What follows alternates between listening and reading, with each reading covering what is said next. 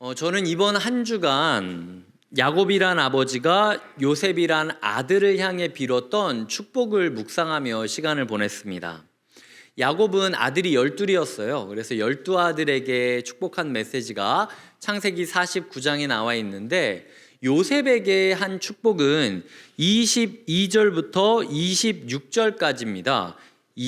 3, 4, 5, 6 다섯 구절인 거죠.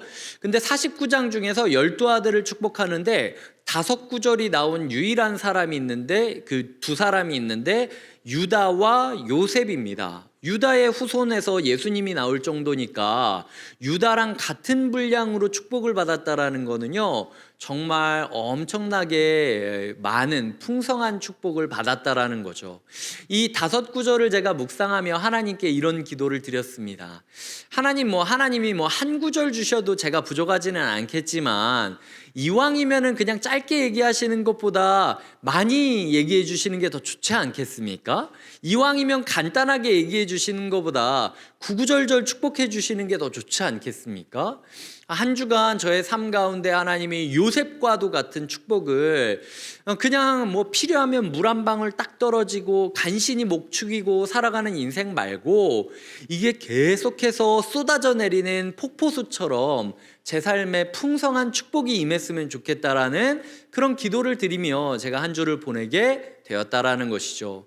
성도님들께 묻겠습니다. 성도님들께서도 인생을 돌아보시며 간간히 그냥 한 방울 한 방울 찔끔찔끔 떨어지는 축복이 아니라 압도적으로 밀려와가지고, 그리고 폭포수처럼 쏟아져 내려서 정말로 요셉이 그 축복들을 받을 때 내가 이걸 어떻게 해야 될까 고민할 정도의 물밀듯 내려오는 축복을 받으시길 원하십니까?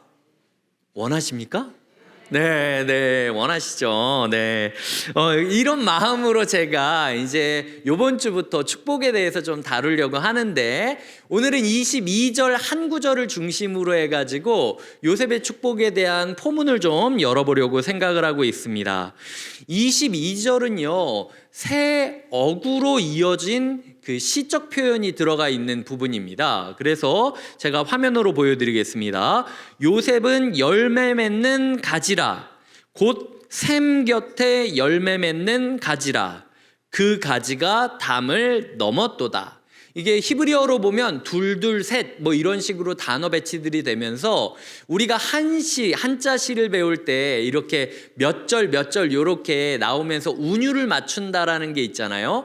그 공식을 따라서 둘둘 셋으로 이렇게 점점 강조하는 노래 가사, 시 표현이다라고 생각하시면 좋을 것 같습니다. 한글 성경에서는 무성하다라고 표현을 한 걸 제가 열매 맺는다라고 바꿔서 번역한 이유는, 이게 무성하다라고만 하면 잎사귀만 넓다라고 생각할 수 있는데요, 이 원어 단어는 열매가 무성하다라는 뜻이거든요. 그걸 얘기하려고 열매가 간신히 하나 맺히는 게 아니라 막 주렁주렁 막 열매가 맺혀 있는 모습을 그리기 위해서 요셉은 열매 맺는 가지다. 그 이유는 요셉이 샘 곁에 있는 가지이기 때문이다. 그 가지는 결국 담을 넘게 되었다라고 이야기를 하는 거죠. 이 담쟁이 덩쿨처럼 이 잎사귀만 있는 거라고 하면은 담벼락을 넘는 것도 생각해 볼 만하죠. 근데 열매를 주렁주렁 매달고 있으면서 담벼락을 넘으려면요, 어지간한 동력으로는 이루어지지 않습니다. 그런데 야곱을 통해서 하나님은 요셉에게 너는 그렇게 무거운 축복의 열매를 맺으면서도 엄청나게 삶이 확장되어질 것이다 라는, 이 내용적으로도 그렇고 범위적으로도 그렇고 압도적인 축복을 주고 있다라는 것이죠. 그런데 이 부분에 있어서 제가 주목했던 표현이 있는데, 샘이라는 표현입니다. 제가 아까 이게 시적 표현이다, 노래 가사 같다라고 이야기하지 않았습니까?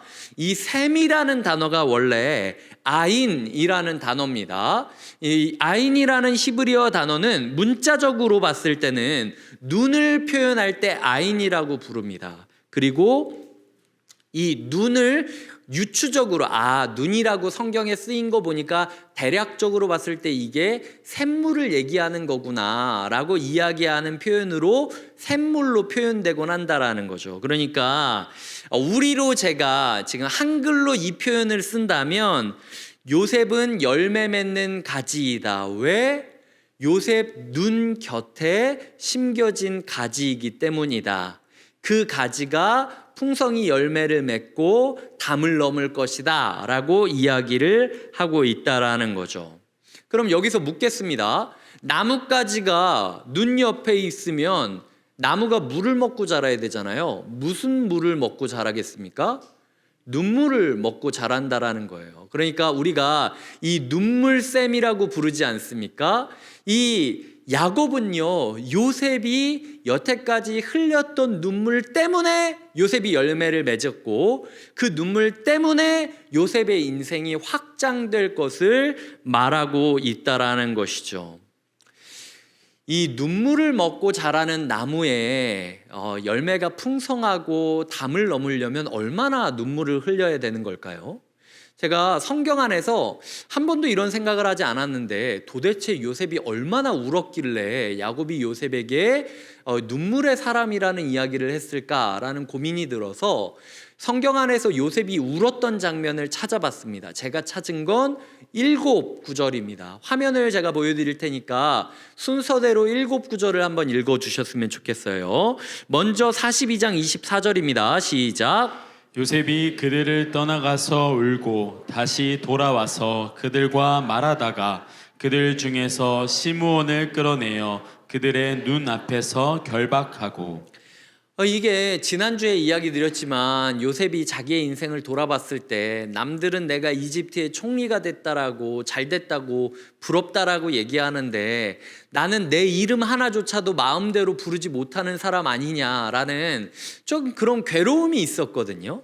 근데 이제 어떤 상황이 펼쳐졌냐면 자기 형제들이 자기 앞에 온 건데 자기의 이름을 사람들이 다 요셉이라고 부르지 않고 있으니까 형제인 줄 모르게 된 거예요. 그러면서 이제 요셉을 향하여 애굽의 이름으로 이집트식 이름으로 요셉을 부르면서 우리 좀 밥 좀 달라, 물 좀 달라, 우리를 좀 받아달라라고 이야기를 하니까 이때 요셉이 자기의 인생이 해석된 거예요. 나는 내 처지가 불쌍하고 나는 왜 이렇게 일이 안 풀릴까 고민을 했는데 만약 지금까지 내가 요셉이라고 불리고 있었다면 형제들이 내 앞에 와서 요셉이라고 나를 부르면서 나에게 적당히 정치질을 하거나 쇼맨십을 부리거나 하면서 넘어가려고 했겠죠. 그리고 아니면 반대로 내가 요셉이라는 이름이 때문에 무서워서 나한테 못 왔을 수도 있어요. 이 형제들이 내 앞에 와서 지금 나에게 이야기를 걸고 있고 그리하여 내가 이 형제들을 시험해 보면서 혹시 내 동생 베냐민이 나처럼 학대받았는지 안 받았는지 검증할 수 있고 게다가 이제 이 기회를 통해서 내 아버지를 다시 한번 내가 사는 곳으로 모실 수 있게 된 건 아이러니하게도 내 이름이 요셉이 아니라 이집트 이름으로 불리기 때문이라는 사실을 요셉이 이제서야 깨닫게 된 겁니다. 이 가족을 향한 사랑과 여태까지 내 고민했던 삶의 모습들에 대한 해석들이 하나님 안에서 좀 이루어지는 과정 가운데 요셉이 울컥하게 된 거예요. 그러면서 혼자 울게 되는 장면을 그리고 있다라는 거죠. 43장 30절입니다. 시작. 요셉이 아우를 사랑하는 마음이 복받쳐 급히 울 곳을 찾아 안방으로 들어가서 울고. 네, 급히 울 곳을 찾아 안방으로 들어와서 울면서 내 눈앞에 보이는 동생을 생각했다라는 거죠. 45장 2절입니다. 시작. 요셉이 큰 소리로 우니 애굽 사람에게 들리며 바로의 궁중에 들리더라. 대성통곡을 했습니다. 대성통곡을 해서 왕궁의 전체로 막 이 울음소리가 들렸던 게 이번 장면이고요.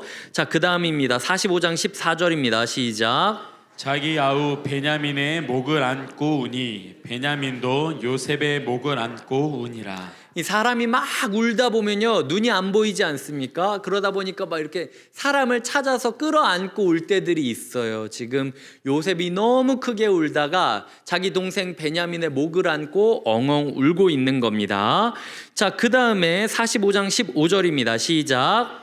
요셉이 또 형들과 입맞추며 안고 우니 형들이 그제서야 요셉과 말하니라. 이 당시 사회에서는 사람들과 인사를 할 때 볼이나 이런 데 입 맞추면서 인사를 했는데 입 맞추고 인사하면서 울고 있는 요셉의 모습을 그리고 있는 거죠. 이제 아버지를 떠나보낼 때 장면입니다. 50장 1절입니다. 시작.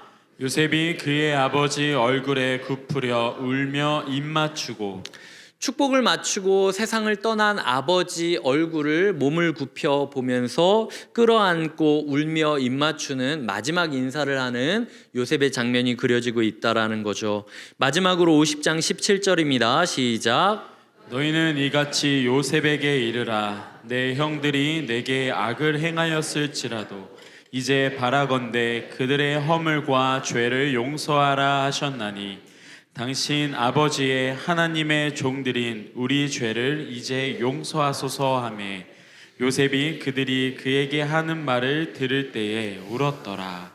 지금까지 요셉이 이렇게 많이 울었다라는 게 성경에 기록된다는 사실을 알고 계셨습니까? 요셉 완전 울보예요. 뭐 우리가 생각했을 때 요셉은 막 꿈을 안고 달려가고 뭐 흔들어도 막 요동치 않고 이런 모습으로 보이는데 창세기에 보면 요셉만큼 운 사람이 없습니다.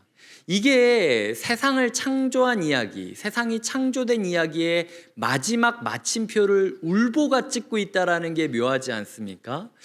이 시대 가운데 하나님께서 세상은 많은 사람들의 울음 위에서 세워진 거다. 그리고 우리의 가정이 새롭게 창조되기 위해선, 우리의 교회가 새롭게 빚어지기 위해선 누군가 울며 씨를 뿌리지 않으면 결국 열매는 없다라는 이야기를 그리는 것이 이 창세기가 그리고 있는 세상의 법칙이라는 것이죠.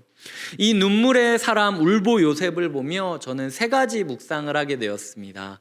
첫 번째로는요, 눈물을 참지 못했던 요셉의 이야기를 반복해서 기록하고 있는 게 하나님 마음이라는 거죠. 하나님은요, 우리가 울 때 궁상 맞다고 생각하지 않으십니다. 흔히 우리 이런 얘기를 하지 않습니까? 남자가 울어야 할 때는 인생에 3번이다 라고 이야기를 하는데 하나님은 그렇게 생각 안 하신다라는 거죠. 부모님들이 아이를 막 혼내고 화를 낼 때 이런 이야기 할 때 있지 않습니까? 야, 뭘 잘했다고 울어? 도대체 네가 왜 우는 거야? 난 모르겠다. 울음 그쳐. 엄마 말 들어. 아빠 말 들어. 이렇게 얘기하곤 하지 않습니까? 하나님이 요셉한테 그렇게 다그치지 않는다는 거예요.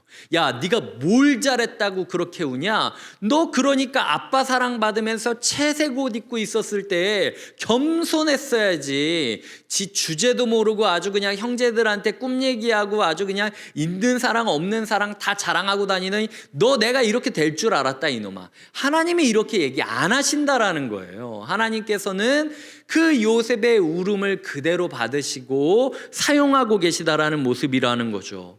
흔히 우리가 상담을 할 때 이런 얘기하지 않습니까? 야, 운다고 뭐가 해결되냐? 울지 마 라고 이야기를 할 때가 있다라는 거죠. 하지만 하나님께서는 울어야 해결이 된다 라고 얘기하시면서 참지 마. 너 내 앞에서 울지 않으면 어디서 울 거야? 너 그래도 여기나 되니까 울려고 온 거 아니야? 너 힘든 거 내가 알고, 너 아픈 거 내가 알고, 너 속상한 거 내가 알고, 다 알아. 그러니까 여기서만큼은 네가 울어도 된다. 누가 너 우는 거 가지고 뭐라 그러면 내가 혼내줄게. 그러니까 여기서만큼은 좀 자유롭게 네 마음을 내려놔라 라고 이야기하는 그 하나님의 마음이 느껴져서 우리가 감사함 가운데 하나님께 울 수 있다라는 사실을 묵상하게 되었고요. 두 번째로 희한했던 건 요셉이 운 장면들이 다 이집트 총리가 된 이후라는 겁니다. 제 생각에는 이집트 총리가 되기 전에 갑자기 가족들한테 배신당해서 노예로 끌려왔을 때, 아니면은 열심히 일했는데도 오해받을 때, 억울한 누명을 쓰고 감옥으로 갇혔을 때, 뭔가 해결될 것 같은데 여전히 기약 없이 감옥에서 기다려야 될 때, 저는 이때 울 것 같아요. 근데 중요한 건 성경은 이때 울었다라는 기록보다도 오히려 이집트의 총리가 된 이후에 요셉의 우는 모습을 더 자세히 기록하고 있다라는 거죠. 저는 이게 여러 가지 이유가 있다고 생각하는데, 일단 요셉이 뭐 그렇다고 안 울었겠습니까? 전에도 울기는 했겠죠. 보는 사람이 없었을 수도 있었겠죠. 하지만 한편으로는 개인적으로 제가 요셉을 묵상하며 저의 인생도 생각을 해보면, 사람이 진짜 힘들면요 눈물이 안 납니다. 그래서 예전에는 제가 막 초등학교 때 4학년부터 6학년 때로 기억하는데, 제가 어떤 기도를 하기까지 했었냐면, 하나님께, 하나님, 제가 성경도 친구들보다 많이 알고 그리고 봉사도 친구들보다 많이 하는데 왜 기도에 올라가 가지고 기도만 하면 친구들은 막 울며 불면서 하나님께 기도하고 막 하나님을 만났다라고 얘기하는데, 저는 뭐 아무리 울려고 그래도 눈물이 안 나는 거예요. 그래서 하나님한테 눈물을 달라고 제가 3년 동안 기도회마다 기도했던 적이 있습니다. 나중에 시간이 흘러서 제가 생각을 해보니까, 그때 사실은 제가 제 삶에 대해서, 저의 가족에 대해서, 제 인생에 대해서 사실은 눈치챈 일들이 몇 개가 있었는데, 너무 무거운 이야기들을 제가 알게 되니까 마음에 이 무거움이 너무 강해서 눈물이 없어진 거예요. 제 감정을 꽉 틀어잡고 있다라는 거죠.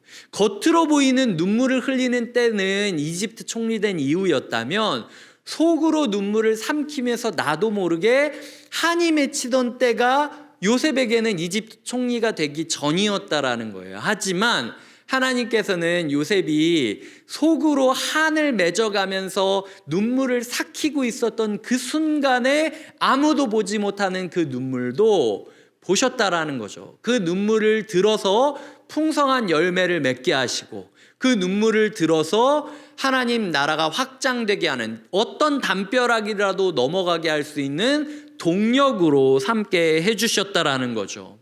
세 번째로는 울보 요셉이 가장 큰 풍요를 누렸다라는 거예요. 눈물 흘린 만큼 열매 맺을 것을 기대해야 된다라는 거죠. 하나님은 우리가 보이지 않는 곳에서 삭히건 보이는 곳에서 울건 간에 분명히 약속하십니다. 눈물 한 방울까지도 내가 버리지 않겠다고. 마치 그릇을 우리 얼굴 밑에다 대놓고 네가 흘린 눈물만큼 내가 너에게 풍성한 열매를 약속하리라. 네 눈물, 헛되이 흘린 눈물로 여겨지지 않도록 내가 반드시 너의 인생을 이 눈물로 행복하게 만들어 주리라. 이것이 하나님께서 요셉에게 준 약속이라는 것입니다. 실제로 성경을 보면은 사무엘상이 시작을 할 때 이스라엘의 왕국이 어떻게 시작을 합니까? 한나라는 한 여인이 아무도 보지 않고 아무도 이해하지 않는 그곳에서 대제사장조차도, 소위 한 교회의 담임 목사조차도 저 아줌마가 술 취했나 생각할 정도로 울면서 기도하는 그 목소리를 하나님께서는 들어주시고, 그를 통하여 사무엘이라는 사람을 태어나게 하셨다라는 것이 성경이 기록하고 있는 내용이라는 것이죠. 하나님께서 우리에게 말씀하고 계십니다. 울어야 될 때는 울어야 된다고.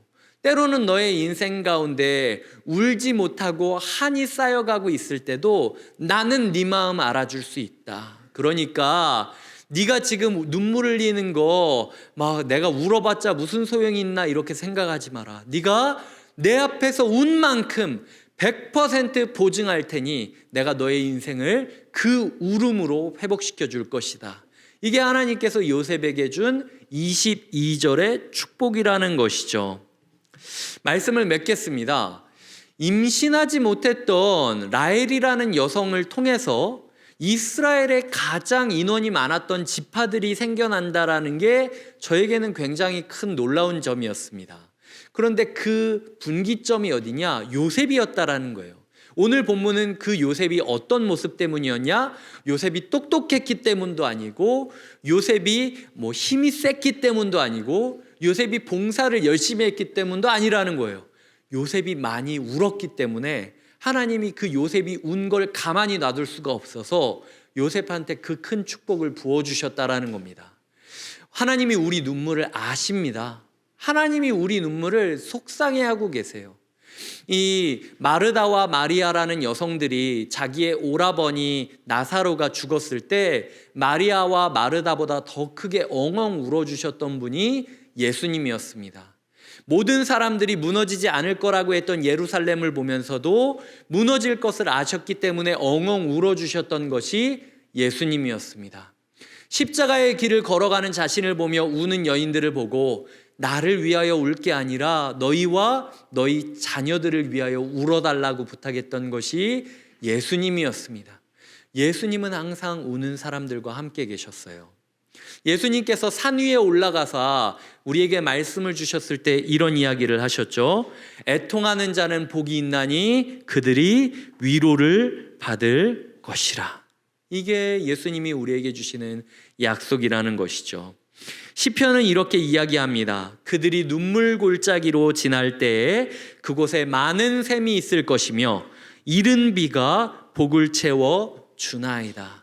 이 시편 84편 6편의 말씀이 우리의 삶 가운데 눈물 골짜기를 지난 것처럼 느낀다 할지라도 내 앞에 이미 샘이 있는 것처럼 나보다 먼저 눈물을 펑펑 흘리고 갔던 요셉의 눈물샘, 나보다 먼저 펑펑 눈물을 흘리고 갔던 한나의 눈물샘, 이 선조들의 눈물샘을 우리가 만나게 할 뿐만 아니라 이른 비, 예상하지 못하고 나에게 찾아오고 나의 삶을 풍요롭게 할 이른 비가 비록 내 삶의 문제가 여전히 해결되지는 않았지만 예수 그리스도께서 우리를 위하여 대신 울어주시는 모습들을 보게 됨으로써 내 문제는 해결 안 됐지만 주님께서 나를 위해 울어주시니 내가 그 울음을 이른 비로 여기고 그리고 이른 샘으로 여기고 주어진 샘으로 여기고 살아가야겠다라고 결심하게 되는 것이 우리가 신앙생활을 하는 여정이라는 겁니다. 그렇기 때문에 성경은 이렇게 말하죠. 시편 126편 5절에 보면 눈물을 흘리며 씨를 뿌리는 자는 기쁨으로 단을 거두리로다. 결국은 이 구절의 증명이 요셉을 통해서 이미 이루어졌음을 우리가 기억하며 한 주간 하나님께 앞에서 우는 걸 두려워하지 않으시기 바랍니다. 부끄러워하지 않으시기 바랍니다. 하나님께서는 자신 앞에서 애통하는 자를 원하시고 울기만 한다면 내가 한없는 위로를 줄 것을 약속하고 계십니다.